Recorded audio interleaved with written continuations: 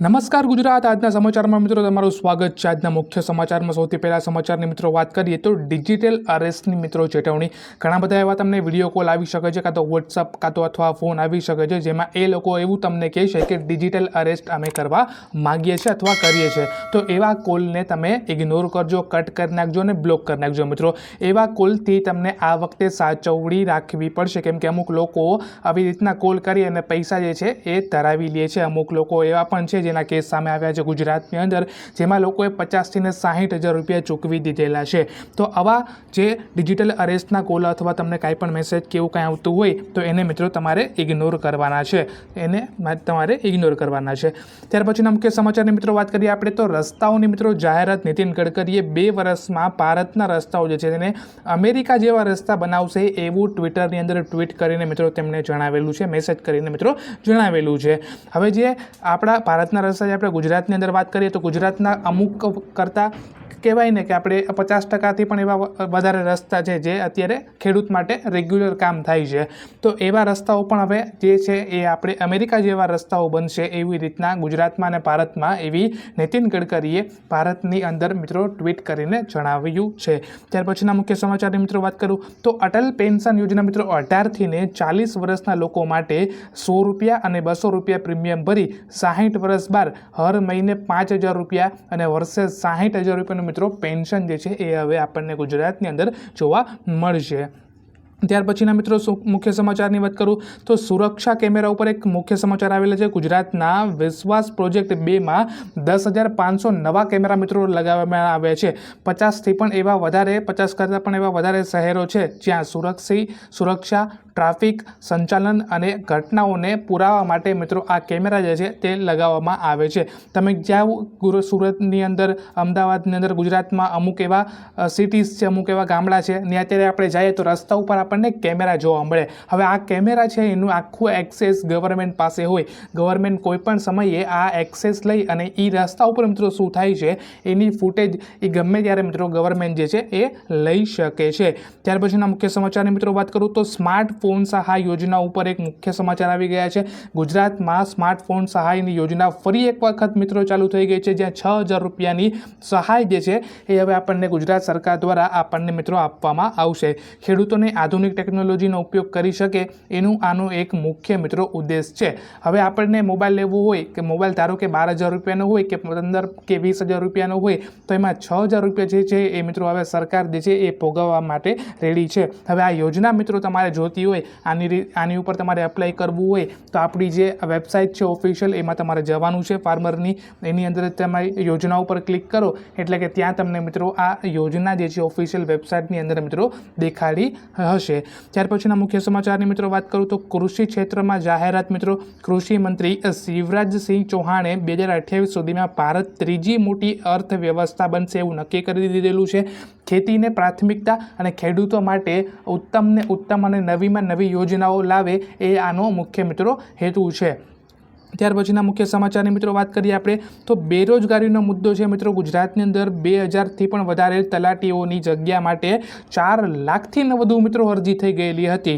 ત્યાં રોજગાર માટે સમસ્યા યુવાનોની અત્યારે પડી છે મિત્રો ગુજરાતની અંદર।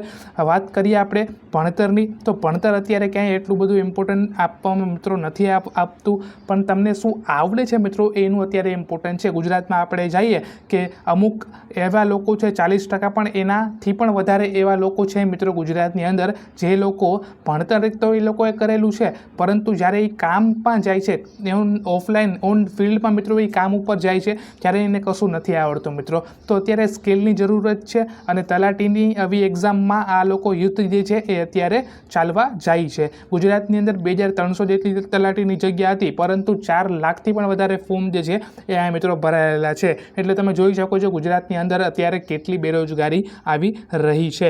ત્યાર પછીના મિત્રો મુખ્ય સમાચારની વાત કરું તો ચોમાસાની એક મોટી અપડેટ આવી ગઈ છે। 12 જૂન ગુજરાતમાં ચોમાસું બેસશે મિત્રો। 13 થી 18 જૂન દરમિયાન ભારે વરસાદની મિત્રો આગાહી છે। 10 ઇંચ સુધીની વરસાદ જે છે એ પડી શકે છે। ખેડૂતોએ વાવણી કરવી હોય તો અમુક ખેડૂતો એવા છે જેણે વાવણી ચાલુ કરી દીધેલી છે, અમુક ખેડૂતો એવા પણ છે જે હજી સુધી વરસાદની મિત્રો રાહ જે છે એ જોઈ રહ્યા છે। વરસાદ આવે પછી વાવણી થાય, કેમ કે કૂવામાં પાણી નથી, બોર કોક પાસે ના હોય, કોક પાસે હોય મિત્રો, એટલે કે તમામ ખેડૂતો જે છે છે અત્યારે ખેડૂતની જે છે એ વરસાદની મિત્રો રાહ જોઈને બેઠેલા છે. તો એની માટે એક સારા સમાચાર છે કે 13 થી 18 જૂન દરમિયાન એક ભારેથી ભારે વરસાદ આવશે અને આ 1-2 દિવસમાં આજે 11 તારીખ છે એટલે 12-13ની તારીખની આસપાસ આપણને ગુજરાતની અંદર જે છે મિત્રો એ જોવા વરસાદ મળી શકે છે. પવનની મિત્રો વાત કરું તો પરેશ ગોસ્વામીના અનુસાર પવનની જે સ્પીડ હશે મિત્રો એ 40 થી 50 કિલોમીટરની સ્પીડે આપણને જે પવન છે એ ગુજરાતમાં ફૂંકાતો જોવા મિત્રો મળી શકે છે. ત્યાર પછીના મિત્રો મુખ્ય સમાચારની વાત કરું તો પાક ધિરાણ લોન એની ઉપર એક મુખ્ય સમાચારની વાત કરું તો 20મા હપ્તા ઉપર એક મુખ્ય સમાચાર અત્યારે જ તાજા આવી ગયા છે મિત્રો. 20મો હપ્તો જે છે એની મિત્રો તારીખ આવી ગઈ છે 23 તારીખની આજુબાજુ આપણને જે હપ્તો છે મિત્રો એ આપણને આપણા ખાતાની અંદર જોવા મળશે. પરંતુ મિત્રો અહીંયા કાંઈક શરતો છે. શરતો મિત્રો એટલી જ છે કે તમારું KYC જે છે એ ચાલુ હોવું જોઈએ અને એની સાથે સાથે તમારું ફાર્મર રજિસ્ટ્રેશન છે એ પણ તમારે હોવું જોઈએ અને મિત્રો એની સાથે સાથે ફાર્મર રજિસ્ટ્રેશન તમારી પાસે હોય તો પણ મિત્રો તમારું જો વેબસાઇટની અંદર નામ જે છે એ આ વખતે ખાસ હોવું જરૂરી છે. અમુક એવા લોકો છે જેને 15 પછી એક પણ મિત્રો હપ્તા નથી મળેલા. તો એની માટે મેં એક ડેડિકેટેડ આખો એક વિડીયો બનાવી દીધેલો છે. એ આખો વિડીયો તે લોકો મિત્રો જઈ અને જોઈ શકે છે કે 15 પછી એને એક પણ હપ્તા ના મળેલા હોય તો એ વિડીયો આખો જોઈ લઈએ તો એને હપ્તા જે છે ચાલુ થવાની હું મિત્રો અહીંયાથી ને ગેરંટી લઉં છું. ત્યાર પછીના મુખ્ય સમાચારની મિત્રો વાત કરીએ તો પાક ધિરાણ લોન ઉપર ગુજરાતના ખેડૂતોની લોન માફીની માંગ કરે છે પરંતુ હજી સુધી સરકાર પાસેથી મિત્રો કોઈ નિર્ણય આવતો નથી. આપણે બીજા રાજ્યોની વાત કરીએ જેમ કે તામિલનાડુ છે, રાજસ્થાન છે, તેલંગાણા છે, આ બધા ઝારખંડ છે, આ બધા મિત્રો એવા રાજ્યો છે જ્યાં હાલ જ આપણને લોન માફી જે છે એ જોવા મળે છે. હવે ગુજરાતની અંદર મિત્રો ક્યારે લોન માફી થશે એની ઉપર એક મિત્રો ક્વેશ્ચન માર્ક આવી રહ્યો છે. હવે સૌથી પહેલાં તો આપણે એ વાતને સમજીએ મિત્રો કે ગુજરાતના જે ખેડૂત છે મિત્રો એ લોન માફીમાં શું કરવાના આવે છે, એનો કોઈ શોખ તો મિત્રો ના થતો હોય. એના મિત્રો 2 મુખ્ય કારણ છે કે ગુજરાતના લોકો મિત્રો આ લોન માફીની અંદર દબાઈ જાય છે. પહેલું કારણની મિત્રો આપણે વાત કરીએ તો પહેલું કારણ એ છે કે આપણે કાંઈક વાવેતર કરેલું હોય અને ભગવાન ના કરે કે વરસાદ જોરદારથી આવી જાય, વરસાદની અત્યારે સિઝન છે અને વરસાદ આવી જાય અને આપણો જો પાક ફેલ થઈ જાય મિત્રો તો મારે નવી વાવણી કરવી હોય, નવો મારે પાક કરવો હોય તો એની માટે મિત્રો મારે પૈસાની જરૂર પડે. તો એની માટે હું શું કરું મિત્રો લોન લઉં. હવે લોન લઉં તો મારે પાછી પણ પૈસા ભરવા પડે એટલે લોનની સાયકલમાં મિત્રો ફસાતો જાય. બીજી વસ્તુ મિત્રો કે આપણને સારા મિત્રો પાકના ભાવ મળતા જ નથી. ગુજરાતની અંદર વાત કરું તો બીજા રાજ્યોમાં મળે છે કોઈક જગ્યાએ. ગુજરાતની અંદર ખાલી રાજકોટ, ગોંડલ કે એવા મેન સિટી છે ત્યાં કદાચ આપણને ભાવ જોવા મિત્રો મળશે પરંતુ મોટે ભાગે ગુજરાતની અંદર મિત્રો આપણને ભાવ જે છે એ જોવા નથી મળતા. તમે જે ખાતર વાવો છો મિત્રો, જે તમે ખાતર નાખો છો એની પાછલા 5 વર્ષની હિસ્ટ્રી જોઈ લેજો અને એ જ ખાતરથી જે તમે ઉત્પાદન મિત્રો કરો છો એની તમે હિસ્ટ્રી જોઈ લેજો. ખાતરના જે ભાવ છે ને મિત્રો એ તમને હર વર્ષે વધતા જોવા મળશે. સરકારી ખાતરની વાત કરું છું હું. સરકારને એટલી ખબર પડે છે કે જો આનાથી ભાવ વધારો કરીએ તો આપણને ફાયદો થાય. તો આ ખેડૂતને પણ એટલી ખબર પડતી જ હોય મિત્રો કે મને પાકના સારા ભાવ મળે તો મારી લોન માફી પણ માફ થઈ જાય અને મારે કાંઈક ખેતરમાં હજી કાંઈક સારું ઉત્પાદન માટે ખર્ચો કરવો હોય તો એ પણ મિત્રો થઈ શકે. તો બસ આજના વિડીયોમાં આટલું જ મિત્રો. કાલના સમાચાર માટે આ ચેનલને સબસ્ક્રાઈબ કરજો, વિડીયોને લાઇક કરજો. Thank you for watching.